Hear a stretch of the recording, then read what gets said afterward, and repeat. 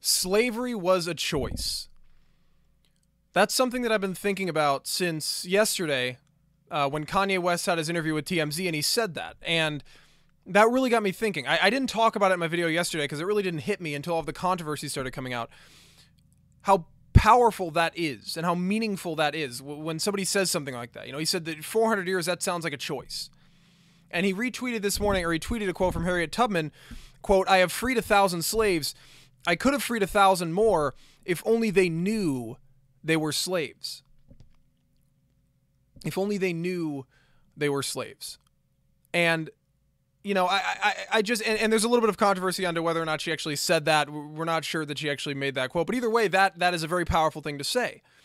You know, what does it mean to be a slave? You know, the definition of slavery is the state of being a slave.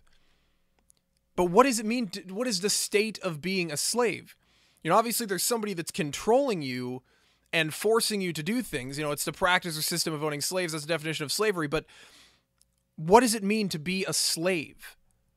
Like, at what point are you a slave? And it's just, these are very interesting things.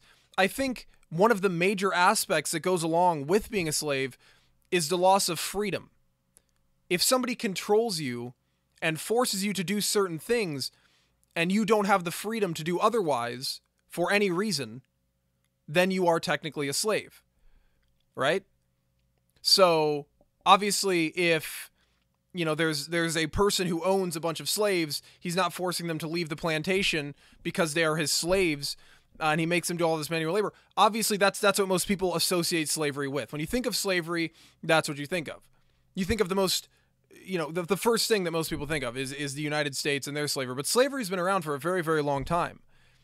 Slavery was around until technology replaced slaves. You know, a lot of people think that the Civil War is what ended slavery, and in a way it did. But what really ended slavery was the fact that there was no reason to own slaves anymore. Like, technology had advanced to such a point where it was cheaper and more efficient to allow technology to do those jobs for you rather than having slaves do those jobs. So that's what really ended slavery. Because slavery had been around for the longest time because it was the most efficient way of producing a product, of you know, getting resources off of your land and turning those resources into a product. It was just the most efficient form. And since slavery doesn't, you know, exist in that capacity anymore, we need to step back and think about where slavery may exist today. Because this is very important. You know, we may no longer be slaves in that sense, but in a way we are. And I think a lot of people are choosing to be slaves. Now let's think about it, right? There are a lot of people out there who choose not to inform themselves on issues, right? They are ignorant to the issues. I mean, you can go and talk to people on very basic political topics and they will not understand what's going on. All of the people that are out there advocating for gun control, advocating for, you know, the feminists that are out there saying that the wage gap exists just because of men and women, on that basic point. You know, men make more than women, and that's the only thing they look at. They say that exists. You know, you've got people out there advocating for things that don't need to be advocated for, right? And they are being controlled by people higher up that are telling them that those things exist. And rather than researching that themselves, they just go out, they protest, they fight back against something that doesn't need to be fought for. Wouldn't that be considered a form of slavery? I mean, in a way it is.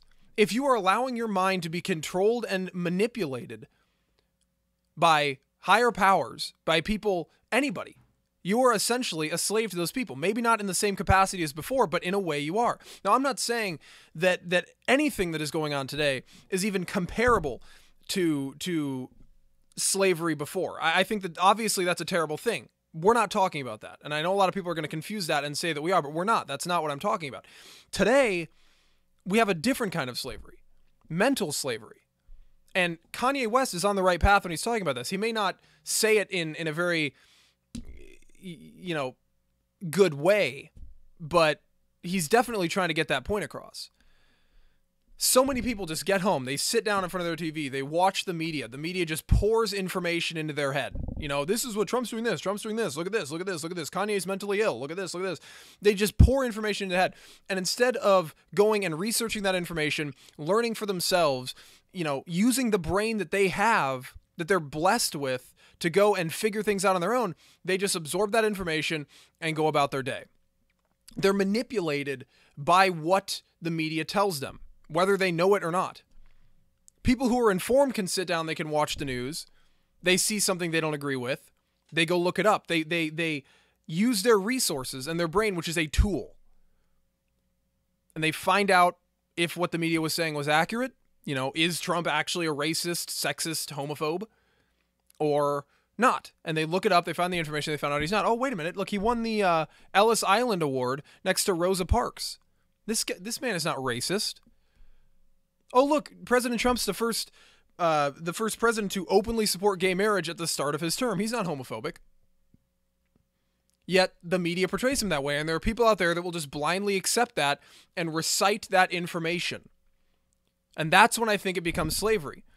When people are telling you what to think, you believe it, hook, line, and sinker, without any sort of thought process on your end, and you just start reciting that information. You just go out into the world, tell people that Trump is racist.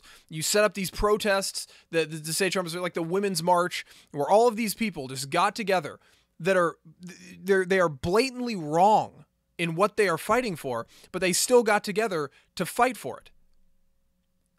The school walkout. Students who don't understand the gun control argument. They don't understand the facts behind gun control. They were removed from class. They walked out of the school and they stood there. They don't know why they're doing that. Clearly, the people who set up the walkout don't know why they're doing that. Is David Hogg not a slave? You know, he talks about the NRA and how terrible the NRA is. It's worse that the people are lying about guns and violence that guns cause and making people like David Hogg go out there and organize these marches and think he's actually fighting for something when he's fighting for nothing. There's nothing there. Nobody wants kids to die, but banning guns is not the solution to that. What are you doing? You're creating slaves, and that's what the government wants. That's what the people want. There would be no, they would not be able to, the central government not be able to grow as large as it has if it weren't for people being ignorant. And ignorance drives more powerful people to obtain even more power. The more ignorant the population is, the more powerful these people can become. Even if you have a democracy, even if you have a constitutional republic, it makes no difference. I can sit here and I can preach all day about the facts, about the wage gap, which I've done, about how Common Core, public education is terrible, but it doesn't work. I can talk about socialism, but there are still going to be people who vote for Bernie Sanders, who vote for Hillary Clinton, for free education, even though that won't work. It'll just make the country a worse place. But they don't think for themselves. They are slaves. They're in mental prison, as Kanye West says it. And I think that's a better way to say it. They're in mental prison. They're prisoners, not, to necessarily physically, but to their lack of ability to think for themselves. Not even their lack of ability. Everybody has the ability to think for themselves. Their lack of willingness to think for themselves. If you don't think for yourself, you're doomed. If people start waking up and realizing what's going on, paying attention to the issues, this modern leftist party, which is driven by the same principles that these terrible totalitarian governments of the 20th century were driven by, it will fail. It will collapse because people will realize that we are going down the same road that these other countries, that these other systems that led to the death of millions, hundreds of millions of people, the same road that they're going down. And people will wake up and realize that. But they don't. They don't use the resources. There is more power in your cell phone than NASA had in the entirety of NASA when they flew to the moon. Yet people don't use it. They use a very small amount to send a text message, talk on the phone, whatever it is, check social media. They don't use it to literally, information is at your fingertips. Whatever you want to know, you pop it into Google. You pop it into wherever you look it up. You go to a YouTube channel. You look on social media pages that are actually spreading information, actually spreading the truth. You go there. Think about it. If you want to gain power, if you're the central government, let's just say that you yourself, you are the central government, and you would like to grow the power that you have and become larger and make people reliant on you, which in and of itself, again, is a form of slavery. How would you do? How would you go about that in the most efficient manner? Would it be to inform the public of what's actually going on and the corruption that's going on within your government?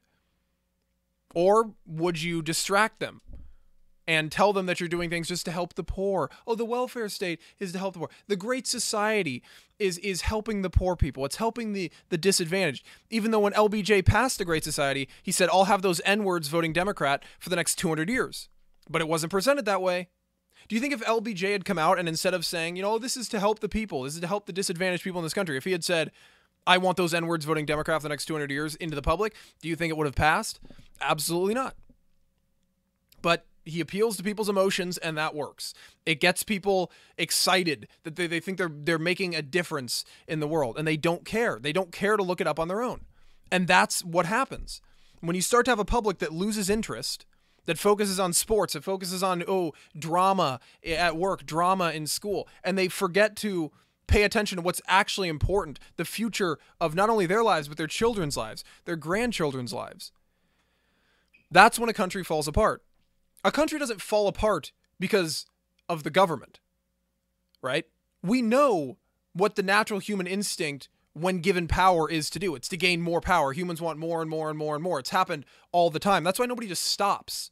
That's why it's important that we have term limits, even for members of Congress. That's why it's important that the president has term limits. People don't just stop exercising their power. They don't reach a certain level, or if they do, it's never been done before. Except in the case of George Washington, where he literally stepped down. But in most cases, 99.99999% of cases, people don't reach a certain level and say, I'm satisfied with the amount of power that I have right now. Did Hitler? Hitler had ultimate power. He had control of Germany. Nope. He wanted Poland. He wanted the world. People don't stop. They want more. It's natural for humans to do that. So you can't blame the natural instincts. You have to blame the people that are allowing it to happen to them. If you're allowing it to happen, you're at fault. At some point, it becomes your fault, your responsibility to stand up. No matter what is going on, there are always, at some point, it turns around and it becomes your fault. If you have friends who constantly, throw you under the bus and treat you like shit, eventually it's you. At some point, it's your fault for continuing to hang out with these people, continuing to be friends with those people. It may not be your fault at first. They do it the first time. You think, oh, that's terrible. Like, whatever. It's not your fault. But if you continue to go back to these people like an idiot, then it's happening. And that's what's happening right now. These policies that the left is proposing are the same policies that the totalitarians proposed in the 20th century, that the communists proposed in the 20th century. But we keep going back to them. Why? It's our fault. It's the people's fault, right? We will wake up eventually, but it'll be too late. And that's my biggest fear. I really wish that people would realize what's going on. And in that regard, yes, we are slaves. And yes, it is our choice to be slaves. Because we are allowing ourselves to go down this road that's been traveled down by many people.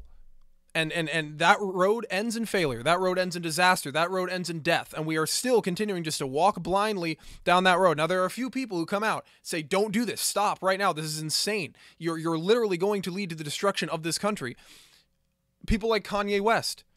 People like Roseanne Barr, who support Donald Trump. People like Donald Trump. And what happens to them when they do that? Oh, you're racist, you're sexist, you're homophobic. Oh, you're mentally insane. You're not fit to say anything like that. Continue just, it's funny, the Maxine Waters came out and told him to stick to rapping. There are people trying to warn us about what's going on, yet we refuse to listen. And so if this country falls off, if this country collapses, it's not the fault of the government. It's our fault. for not waking up and realizing what's going on. It's our fault for not fighting back against it. It's our fault for not doing a good enough job to wake the public up. We can't allow people. I mean, look how many people will sit there and just, when there's a sports game on, they just sit there like mindless animals. I mean, and there's nothing wrong with watching sports. There's nothing wrong with going on your phone. There's nothing wrong with having a good time, relaxing, and just getting away from everything. But what's really important is having the ability to use this tool. When somebody tells you something, don't just believe it. If someone walks up to you, Trump is racist. Oh, okay. And then go look for yourself. Don't just absorb that information. If someone says to you, hey, we should ban all guns. Don't just say, okay, yeah, that sounds like a good idea. I want kids to stop dying, so I'm going to ban all guns. Go look it up. What's happened in the past when guns have been banned? Would it actually solve the problem? No. There's some, and again, people do wake up at some point. Election of Donald Trump is a key example of that, but not enough people. There were still tens of millions of people that voted for Hillary Clinton, and there are still tens of millions of people that think that Donald Trump is a racist. This needs to change. And we're all doing our part. If you're watching this video, you're doing your part. Kanye West is doing his part. Everybody can contribute in a small way. You don't have to have a large platform to be able to contribute to this. You can talk to one person. You can talk to two people. Maybe you're the only conservative in your family. Next time you're at dinner, sit down, have a conversation. I know some of these people aren't willing to have a conversation, and that's the problem. It's not our fault. We're trying to have a conversation. It's the other side. They refuse to have a conversation. But if you're able to talk to as many people as you can, if you can just change one mind, and then they can change one mind, and then that person can change one mind, and it just keeps going down. Minds are being changed. Minds can be changed. Change can happen. We just need to start it. We need to instigate that change. It can't be you just absorb information and say, that is so right, gun control is stupid, and then just sit there and do nothing with that information. You have to share that information with other people. I try to do it. I know I don't have the biggest audience, but I still try to make as much of an impact as I can. I still try to convince as many people as I can. And sometimes I'm wrong. Sometimes I'll say something on a video, sometimes I'll post something on Instagram and I'm wrong. And you know what I do? I correct myself. I listen to that information. For example, the Harriet Tubman quote. Perfect example. I read that quote on Kanye's Twitter. Before I came on this video and just said the quote and went on with the video, I first made sure that she actually said that. But anyway, I'm going to wrap up the video here. You guys get the point. It's been 17 minutes. I don't want to make this into a super long video, but if you enjoyed, be sure to like and share. Don't forget to subscribe so you don't miss out on any more. I will catch up with you guys next time. Bye-bye.